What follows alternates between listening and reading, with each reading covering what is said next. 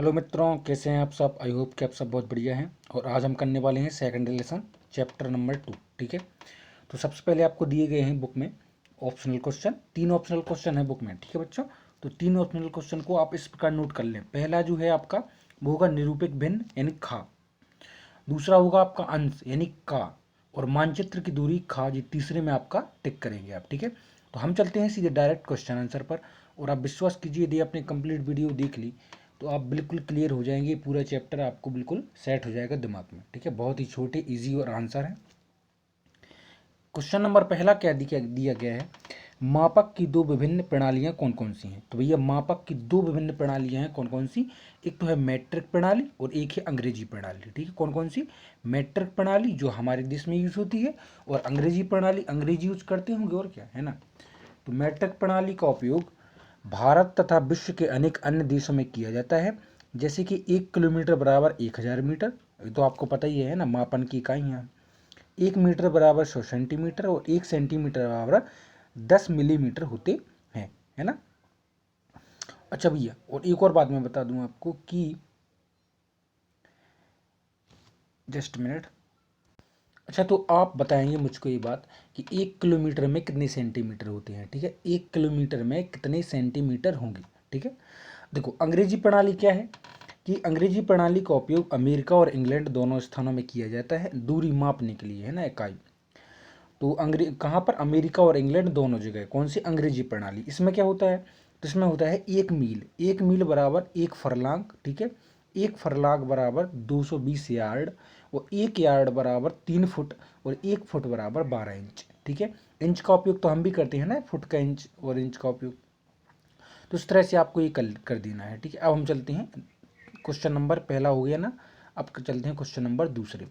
देखो बच्चों, question number दूसरा आपसे क्या कहा गया है, मैट्रिक एवं अंग्रेजी प्रणाली में मापने की एक एक उदाहरण दें।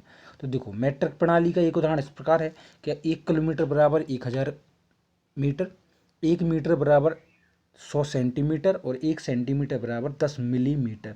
तो मैंने 3 उदाहरण दिए हैं। आप एक बहुत इजी क्वेश्चन है जी, है ना, एक देना है मात्र आपको। अंग्रेजी प्रणाली का उदाहरण एक मील बराबर 8 फरलांग, है ना, और 1 फरलांग बराबर होते हैं 220 यार्ड। इसमें भी मैंने 2 एग्जाम्पल दिए हैं, आप एक दे सकते हैं। ठीक है, क्योंकि इसने एक एक उदाहरण बोला है। तीसरा क्वेश्चन है कि निरूपक भिन्न विधि को सार्वत्रिक भिन्न विधि क्यों कहते हैं। सार्वत्रिक मतलब सभी जगह प्रचलित हो जो। ठीक है, तो निरूपक भिन्न विधि को सार्वत्रिक भिन्न विधि इसलिए कहा जाता है क्योंकि इस भिन्न के लिए किसी भी प्रकार की इकाई नहीं लिखी जाती। ठीक है, इस भिन्न के लिए कोई भी इकाई नहीं लिखी जाती, इसमें बस मान दे दिया जाता है कि एक मतलब इतना। ठीक है, तो उस हिसाब से अपन निकाल लेते हैं। इकाई नहीं लिखी जाती, इस भिन्न का अंश सदैव एक इकाई होता है, जिसे किसी भी देश में वहाँ प्रचलित मापक प्रणाली के आधार पर बड़ा पढ़ा जाता है। ठीक है, मतलब इसमें एक इकाई दिया जाता है। अब एक इकाई में आप कितने भी जो है अपने हिसाब से पढ़ा जो लिख सकते हैं, जैसा मानचित्र में दिया जाता है। अब आगे समझ, अगर आपको ये क्वेश्चन समझ में नहीं आया तो आगे आप इसी क्वेश्चन को कंप्लीट देखते जाइए, आपको क्लियर हो जाएगा। अगला क्वेश्चन है, आलेखी विधि के मुख्य उपयोग क्या है। आलेखी विधि, देखो आलेखी विधि में मानचित्र की दूरी के लिए धरातल की दूरी दी गई होती है। तो मानचित्र की दूरी के लिए धरातल की दूरी दी गई होती है, मतलब एक्चुअली में जितनी दूरी है ना जमीन पर, उसके लिए मानचित्र की दूरी। इसके माध्यम से दो स्थानों की दूरी आसानी से ज्ञात की जा सकती है। दो स्थानों की, जैसे कि देखो आपने एक मानचित्र देखा होगा, उसमें जहाँ 1 सेंटीमीटर की दूरी होती है उसमें लिखा होता है नहीं कि 1 सेंटीमीटर बराबर यहाँ पर कम से कम 100 किलोमीटर है कि कितना है, कि 10 किलोमीटर है कि 20 किलोमीटर है। तो उस हिसाब से जैसे जैसे कर्नाटक से, सॉरी बेंगलोर से जैसे मैसूर की दूरी अगर मान लीजिए 2-3 सेंटीमीटर है, तो आप उस हिसाब से लगा सकते हैं कि 10-20-100 किलोमीटर, 200 किलोमीटर, मतलब ऐसी इकाइयाँ दी जाती हैं कि 1 सेंटीमीटर बराबर इतने। तो यही होता है आलेखी विधि। ठीक है, तो इसके माध्यम से दो स्थानों की दूरी आसानी से ज्ञात की जा सकती है।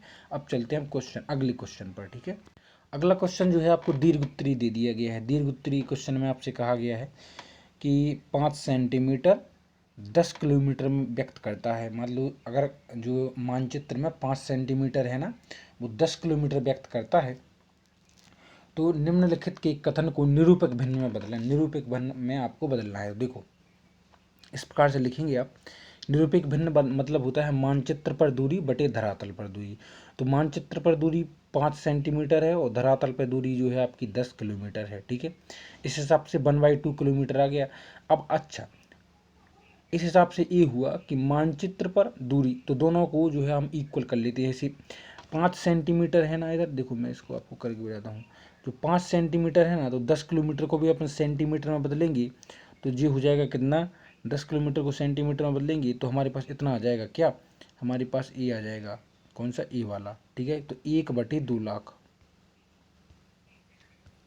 तो ये जो है आपका निरूपिक भिन्न बन गया। अभी आपको क्लियर नहीं तो आपको आगे चल के और हो जाएगा। देखो इस तरह से आप इसका आंसर लिख सकते हैं 1/2 लाख, यानी जो एक इकाई है ना वो 2 लाख सेंटीमीटर को व्यक्त करती है, ठीक है बच्चों। अब देखो अगला क्वेश्चन क्या है, 2 इंच के द्वारा 4 मील व्यक्त होता है। तो 2 इंच के द्वारा 4 मील व्यक्त होता है। देखो इसमें क्या लिखा है, 2 इंच व्यक्त करता है 4 मील, तो 1 इंच व्यक्त करेगा 2 मील। इस हिसाब से 1 इंच व्यक्त करता है 1,26,720, ठीक है। तो निरूपिक भिन्न हो जाएगी 1,26,720, ठीक है। अब देखो ऐसा क्यों हुआ, एक्चुअली में इसलिए हुआ क्योंकि 63,000 कुछ 360 है ना, 63,360 इंच बराबर होता है, इंच बराबर 1 मील होता है, याद रखना। 63,360 इंच बराबर 1 मील हो गया ना। तो इधर 2 इंच यानी कि 1,26,720, ठीक है। तो 4 मील व्यक्त करते हैं। तो इस हिसाब से सॉरी 63,000 नहीं, ये 7,920, या आप इससे 4 से भाग देंगे तो आपको पता पड़ जाएगा कि एक कितने इंच में जो है आपका 1 मील होता होगा। तो ठीक है, 2 इंच के द्वारा 4 मील व्यक्त होता है।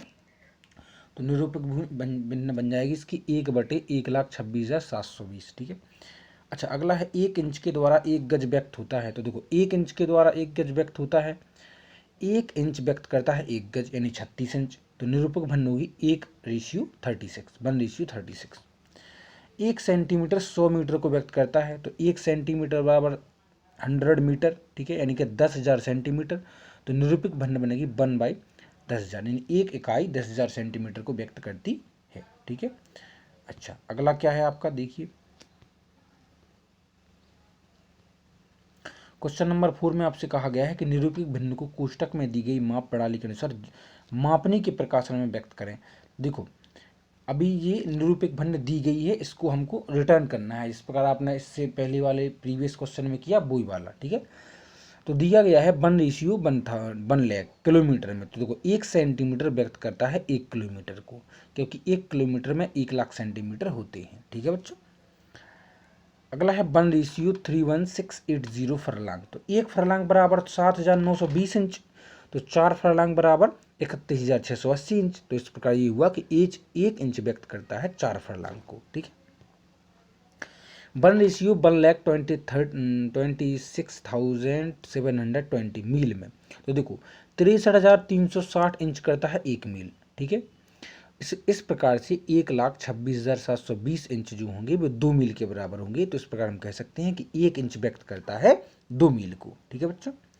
अगला है कि 1:50,000। तो देखो 10,000 सेंटीमीटर बराबर 500 मीटर हो जाएंगी, तो 50,000 सेंटीमीटर बराबर 500 सेंटीमीटर हो जाएंगी, है ना, 500 मीटर। इस प्रकार हम कह सकते हैं कि 1 सेंटीमीटर व्यक्त करता है 500 मीटर को, ठीक है बच्चों। इस प्रकार से आप इसको सॉल्व कर सकते हैं। आई होप कि आपको क्लियर हो चुका होगा, ठीक है।